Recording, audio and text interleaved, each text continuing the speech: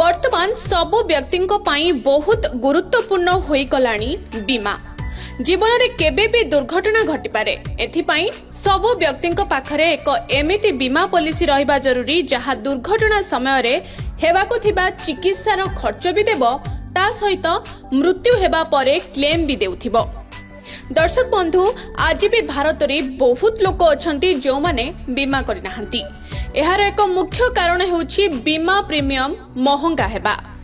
तेबे एहाको ध्यान रे रखी भारतीय डाक विभाग एक सामूहिक दुर्घटना सुरक्षा बीमा पॉलिसी नै आसीछि। एही पॉलिसी रे प्राय 299 एवं 399 टंका प्रीमियम भरी जणे व्यक्ति 10 लाख टंकार बीमा कवर पाई परिबे। एहा द्वारा बीमा पॉलिसी को प्रति वर्ष रिन्यू करिबा जरूरी एवं एथिपाई इंडिया पोस्ट पेमेंट बैंक रे खाता थिबा जरूरी।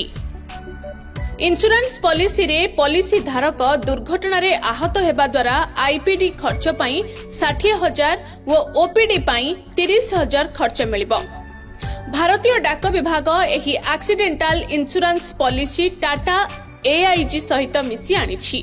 एथिरे दुईटी प्लान रहिछि। गोटिए रे वार्षिक 299 टंकार प्रीमियम देबाको हेबो एवं अन्यटी रे 399 टंका भरिबाको हेबो।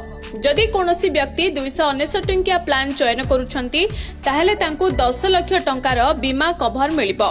जदि बीमा धारक कोनोसी दुर्घटनार शिकार हुअंती ताहेले से हॉस्पिटल ले भर्ती हेले तांकर खर्च एही पॉलिसी द्वारा होई परिबो। हॉस्पिटल ले चिकित्सा समय रे 60,000 टंका पर्यंत आईपीडी खर्च एवं 30,000 टंका पर्यंतर ओपीडी क्लेम दिया जिवो। आउ जदि दुर्घटना रे बीमा धारकक मृत्यु होई जाय ताहेले क्षतिपूरण बाबदकू परिवार को 10 लाख टंका दिया जाय थाए। केवल एतिकी नुहे जदि बीमा धारक संपूर्ण रूपे भिन्नक्षम होई जानती ताहेले तांकू 10 लाख टंका दिया जाय थाए। 10 लाख टंकार क्लेम ही आंशिक रूपे भिन्नक्षम हेले दिया जाय थाए।